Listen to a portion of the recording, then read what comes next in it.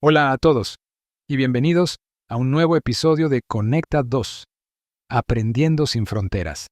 Hoy tenemos un episodio muy especial porque cerramos nuestra serie sobre la conquista de Tenochtitlan.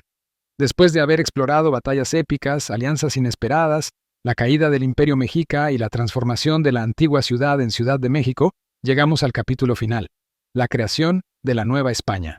Pero ojo, este episodio no se trata solo de un cambio de nombre y de poder. Los españoles, tras arrasar con Tenochtitlan, no se contentaron con dejar las cosas como estaban. Claro que no.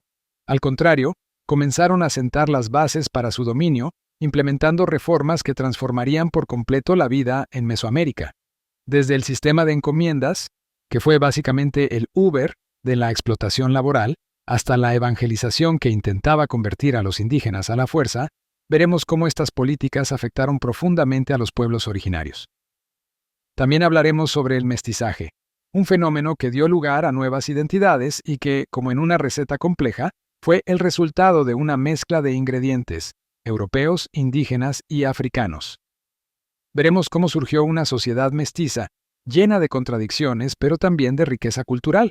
Y por supuesto, no podemos olvidarnos de la resistencia indígena. Porque si piensas que los pueblos originarios aceptaron todo esto sin pelear, estás muy equivocado.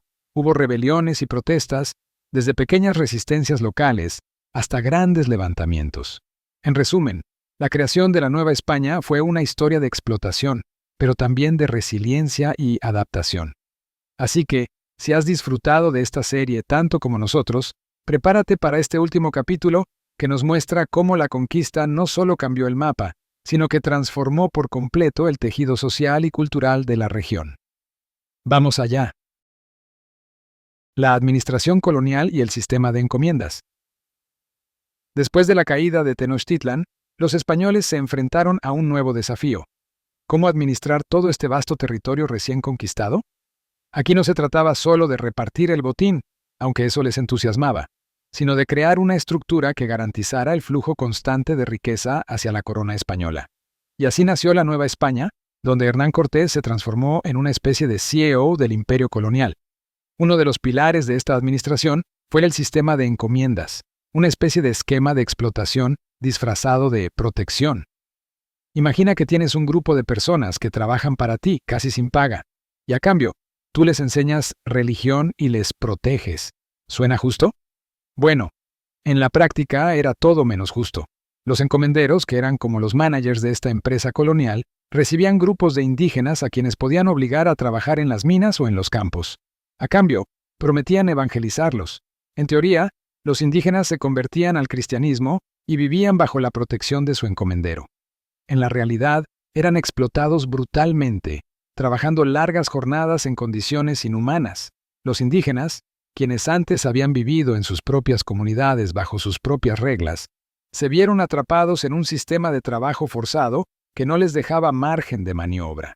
Sus tierras ahora pertenecían a los conquistadores y sus vidas eran controladas por las exigencias de la corona española. Es como si alguien llega, te quita tu casa y luego te contrata para cuidarla. Y encima tienes que agradecerle. Este sistema no solo cambió la vida de los indígenas, también redefinió la economía de la Nueva España.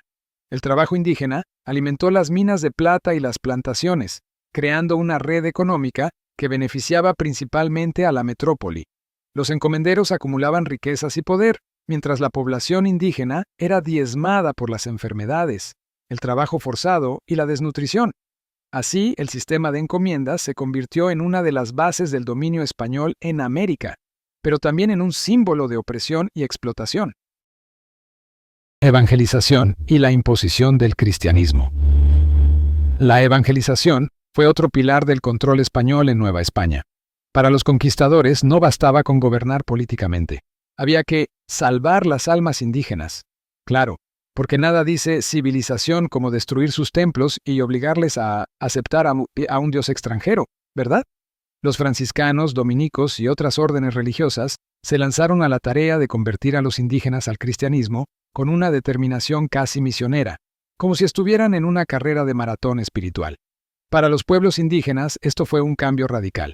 Sus dioses y sus prácticas religiosas, que habían definido su vida durante siglos, fueron suprimidos, Los grandes templos como el Templo Mayor fueron demolidos, y en su lugar se erigieron iglesias.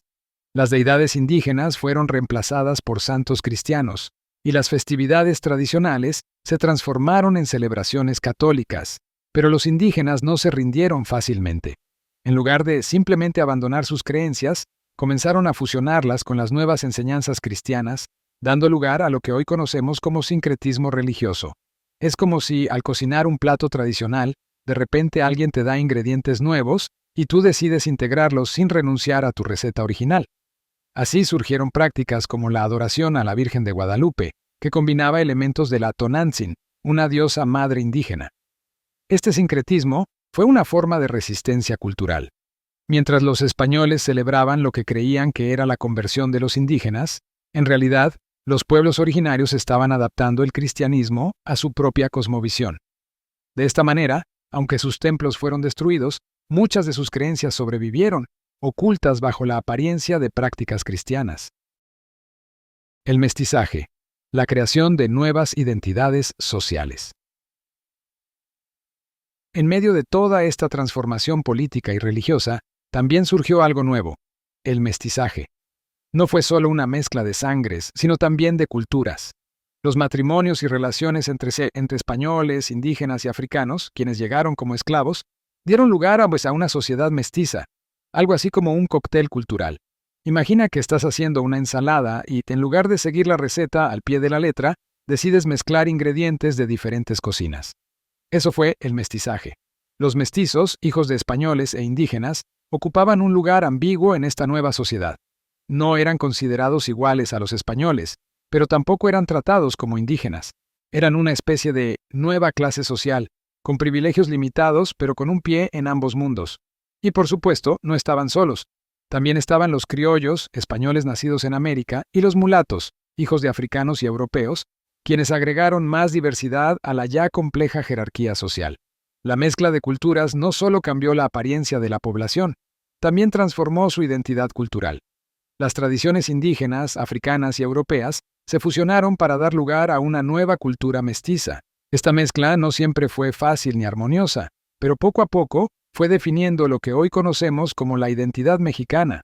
Desde la comida hasta la música, pasando por las costumbres y las creencias, el mestizaje fue la semilla de una nueva sociedad. Resistencia indígena, rebeliones en la Nueva España. Aunque los españoles impusieron su dominio, la resistencia indígena no desapareció. De hecho, muchas comunidades indígenas no estaban dispuestas a aceptar su nueva realidad sin pelear. Surgieron varias rebeliones, algunas pequeñas y locales, y otras más grandes que llegaron a poner en jaque al poder colonial. Una de las rebeliones más importantes fue la rebelión del Mixtón en 1541, liderada por los zacatecos y caxcanes. Esta rebelión fue una respuesta a los abusos del sistema de encomiendas y las demandas insaciables de los conquistadores. Durante varios meses los indígenas resistieron los ataques españoles, pero finalmente fueron derrotados. Sin embargo, la rebelión fue un recordatorio para los españoles de que el control de la Nueva España no sería fácil ni garantizado. Otro ejemplo de resistencia fue la de los purépechas en Michoacán, quienes utilizaron su conocimiento del terreno y su capacidad organizativa para resistir la invasión española durante años. Estas rebeliones, aunque eventualmente sofocadas, mostraron que los pueblos indígenas seguían luchando por proteger su cultura y su tierra. Estas resistencias no solo fueron físicas, también fueron culturales. Muchos pueblos indígenas mantuvieron en secreto sus rituales y creencias, practicándolos lejos de los ojos de los frailes y encomenderos.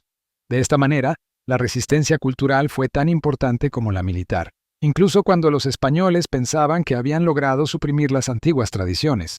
En realidad, muchas de ellas seguían vivas, ocultas en los corazones y mentes de los indígenas. Transformación cultural. Del sincretismo a la resiliencia indígena. Finalmente, una de las transformaciones más duraderas fue la cultural. A pesar de la conquista y la colonización, muchas tradiciones indígenas lograron sobrevivir. La cultura indígena se fusionó con la española y la africana, dando lugar a una nueva identidad cultural que combinaba elementos de todos estos mundos. El sincretismo fue una de las formas más poderosas de resistencia. Las festividades indígenas se adaptaron a las nuevas celebraciones cristianas, y los rituales prehispánicos encontraron su lugar en el calendario católico. Las ceremonias religiosas, como la danza de los voladores, se mantuvieron, aunque con un nuevo significado. Así, mientras los españoles celebraban lo que creían que era la civilización de los indígenas, en realidad, las raíces culturales indígenas seguían presentes, aunque disfrazadas. Este proceso de resiliencia cultural permitió que muchas costumbres, creencias y lenguas indígenas sobrevivieran hasta nuestros días. Aunque la colonización trajo consigo un intento de borrar estas identidades, los pueblos indígenas encontraron formas de adaptarse y resistir, manteniendo viva su herencia cultural. Hoy, esa mezcla de culturas es lo que define gran parte de la identidad mexicana. Y con esto llegamos al final de este episodio y también al cierre de nuestra serie sobre la conquista de Tenochtitlan.